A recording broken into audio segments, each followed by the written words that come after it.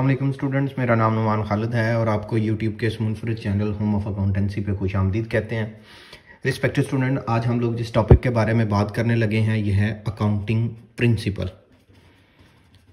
Financial accounting में किन principles को फॉलो किया जाता है जिसकी बेस के ऊपर हम लोग जनरली एक्सेप्टेबल अकाउंटिंग प्रिंसिपल, जिनको हम लोग गैप का नाम देते हैं, फुलफिल करते हैं, उनकी रिक्वायरमेंट को मीट करते हैं। ये हमारा आज का टॉपिक होगा। इससे पहले कि हम लोग इस डिस्कशन का आगाज़ करें, जो व्यूअर्स चैनल पर नए हैं उनसे गुजारिश है कि आप चैनल को सब्सक्राइब कर दें, नोटिफिकेशन का साइन प्रेस कर दें ताकि आपको आने वाले हर नए लेक्चर के बारे में बर वक्त इत्तला मौसूल हो सके। रिस्पेक्टेड स्टूडेंट, पहले तो बात यह है कि अकाउंटिंग प्रिंसिपल्स कहते किसको हैं, ये किन चीज़ का नाम है। अगर यही चीज़ डेफिनेशन में आ जाती है, कोई हमसे पूछ लेता है तो हम क्या नाम चीज़ बताएंगे। तो ये बेसिकली रूल्स एंड रेगुलेशन हैं जो अकाउंटेंट अडॉप्ट करते हैं in recording and presentation of accounting data, कि जो हमने अकाउंटिंग इंफॉर्मेशन प्रोड्यूस करना होती है, जो एक अकाउंटेंट आउटपुट जनरेट करता है, उसके मुतलका कि वो किन किन पैरामीटर्स को फॉलो करते हुए अडॉप्ट करेगा जनरली एक्सेप्टेबल अकाउंटिंग प्रिंसिपल्स को, और उनको वो आउटपुट जनरेट करके देगा। हम इनको कह सकते हैं basic rules and regulations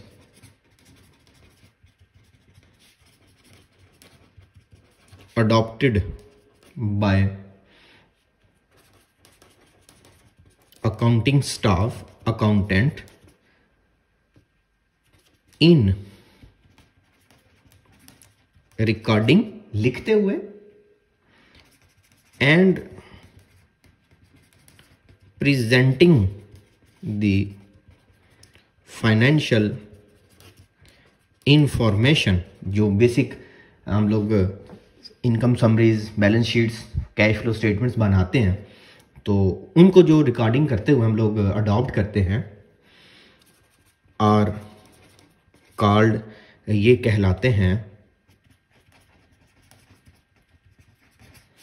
accounting principles. ये हमारे पास अकाउंटिंग प्रिंसिपल्स के तौर पर कहलाते हैं।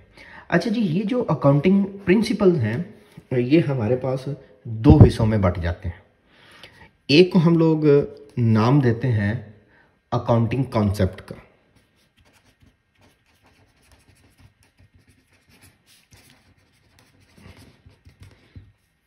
और एक को हम लोग नाम देते हैं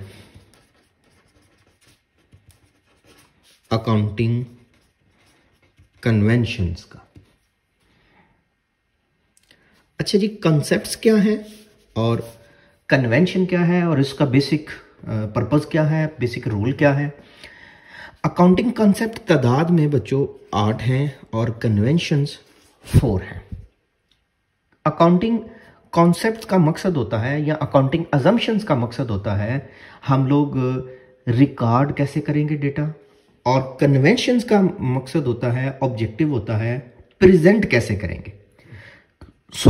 इस पोर्शन का काम हमारे पास रिकॉर्डिंग ऑफ डेटा है और इस पोर्शन का काम प्रेजेंटेशन ऑफ डेटा है। अच्छा जी, आप कह सकते हैं अकाउंटिंग कन्वेंशन के बारे में कि ये बेसिकली हमारे पास बेसिक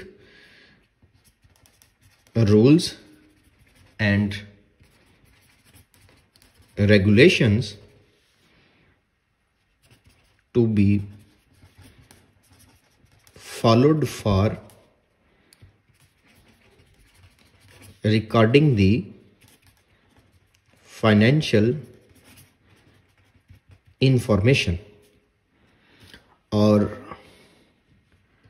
कन्वेंशन के बारे में आप कह सकते हैं basic rules and regulations to be followed for presentation of accounting information। इसका काम रिकॉर्डिंग और इसका काम प्रेजेंटेशन है। अच्छा, ये जो कॉन्सेप्ट्स हैं ये कौन कौन से हैं, इनको किस किस तरह से हम लोग अडॉप्ट करते हैं, इसके बारे में डिस्कस करते हैं। फर्स्ट हमारे पास है money measurement concept.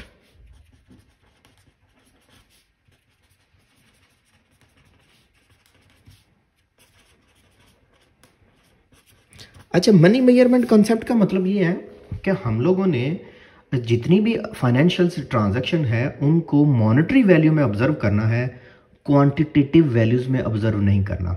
For example, मैंने फर्नीचर खरीदा है, मैंने 10 टेबल खरीदे हैं, तो मैंने ये नहीं कहना कि जी भाई मैंने 10 टेबल में इजाफा, मैंने उन 10 टेबल की मॉनेटरी वैल्यू कंसिडर करना है और मैंने कहना कि मेरे पास फर्नीचर में इजाफा या टेबल में इजाफा इतनी मालियत से।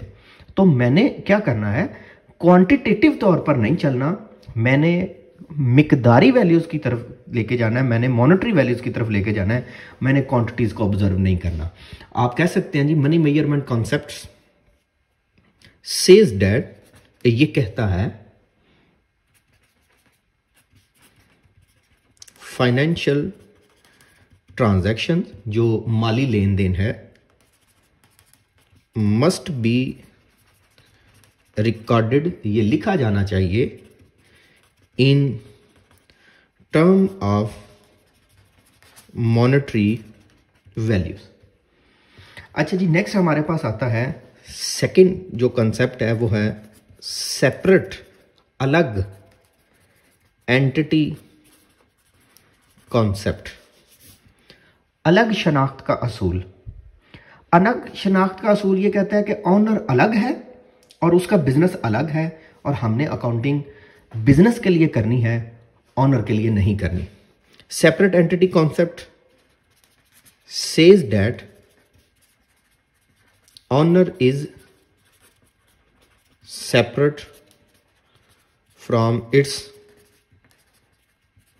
Business and we conduct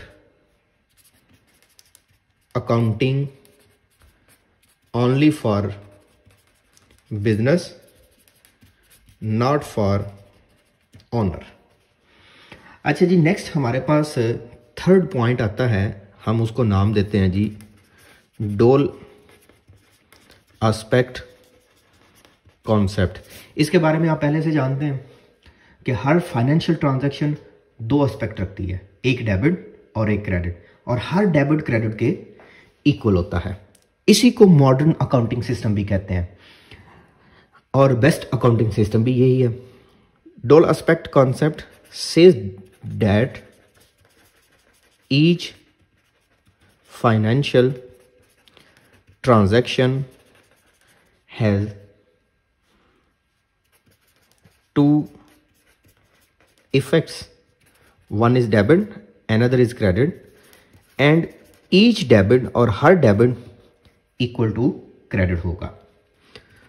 fourth point, cost concept. इसको हिस्टोरिकल कास्ट कॉन्सेप्ट भी कहा जाता है, कास्ट प्रिंसिपल भी कहा जाता है। कास्ट कॉन्सेप्ट, कास्ट अजम्पशन भी इसको कहा जाता है। अच्छा जी, ये क्या कहता है जी, says that asset must be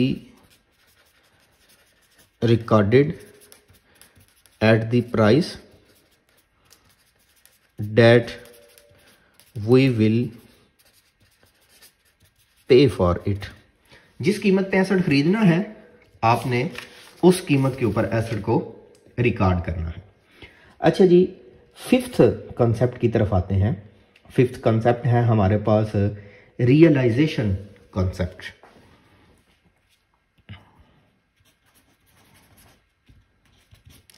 fifth point है जी हमारे पास रियलाइजेशन।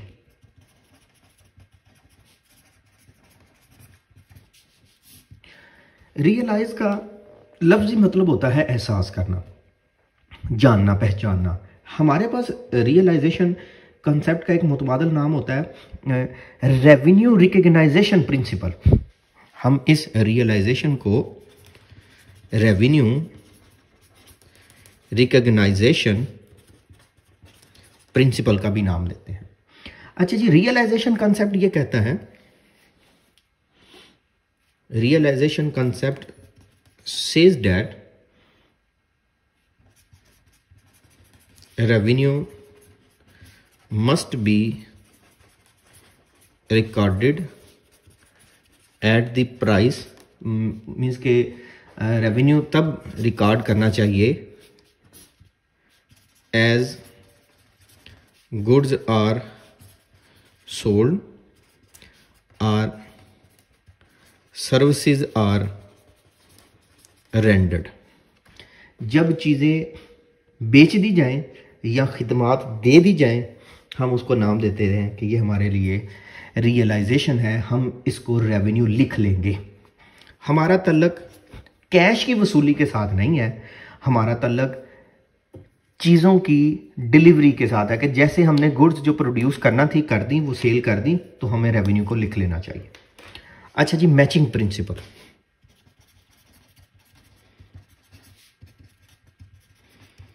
मैचिंग प्रिंसिपल मीन्स के मुआवजे का असूल, कंपैरिजन का।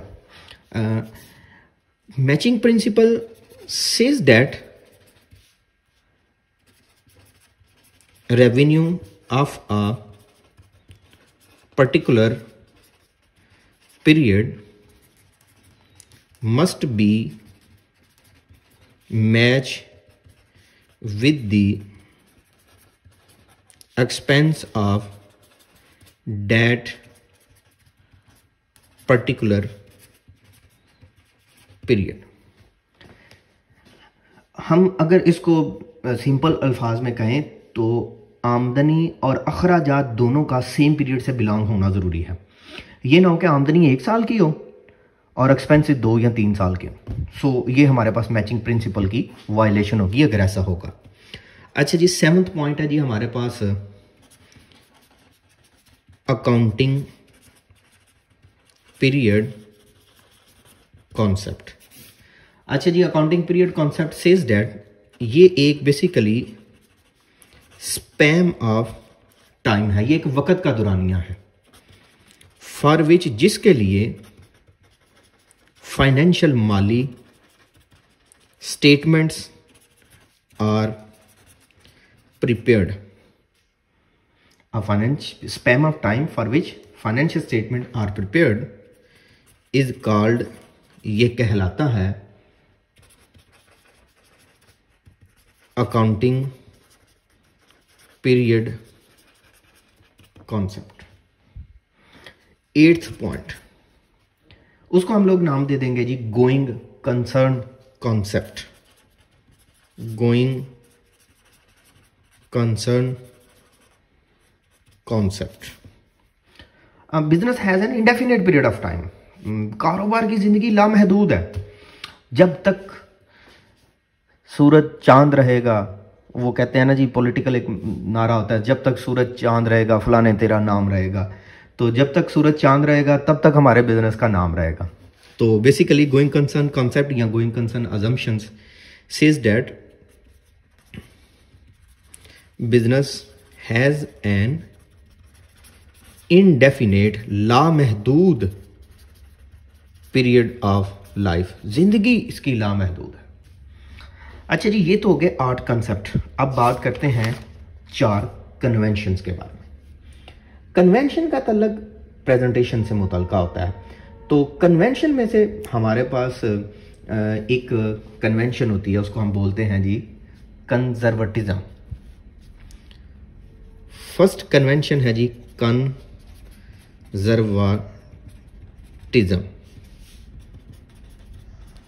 Future losses must be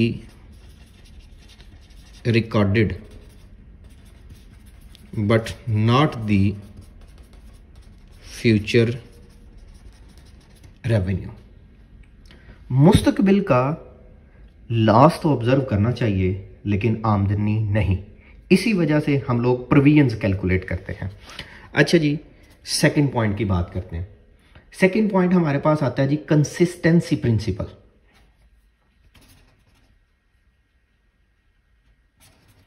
consistency principle, तसलसल, consistency, consistently. Once a principle adopted, जो अकाउंटिंग का एक पैरामीटर असूल आप अडॉप्ट कर लें, विल कंटिन्यू फॉरएवर, हमेशा के लिए वो जारी रहेगा। थर्ड इसमें हमारे पास आता है जी मटीरियलिटी। मटीरियल का लफ्ज़ी मतलब तो ठोस या मादा होता है, लेकिन बिजनेस टर्मिनोलॉजी में मटीरियल का मतलब अहमियत होता है कि कौन सा इवेंट वैल्यूएबल है। मटीरियलिटी कॉन्सेप्ट बेसिकली रेफर करता है toward the relative importance of an event that shift the decision maker, जो फैसला साज को शिफ्ट कर देता है from one point to another point. अच्छा जी, मटीरियलिटी के बाद ये हमारे पास लास्ट पॉइंट आता है जिसको हम लोग नाम दे देते हैं जी फुली डिस्क्लोजर।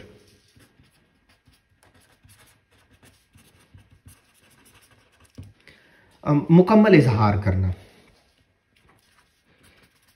ईच रेलिवेंट मुतलका information must be disclosed in form of journal entry or financial note is called, ये कहलाता है fully disclosure। ले स्टूडेंट, ये हमारे पास कुछ बेसिक प्रिंसिपल्स थे जिनको आज हम लोगों ने डिस्कस किया। मुझे उम्मीद है कि आपको इसकी अंडरस्टैंडिंग होगी। इंशाल्लाह हाज़िर होंगे एक नए लेक्चर के साथ जिसमें हम लोग कुछ मेन पॉइंट्स, नए पॉइंट्स को डिस्कस करेंगे। तब तक अपना बहुत सा ख्याल रखिएगा, दुआ में याद रखिएगा। अल्लाह हाफिज़।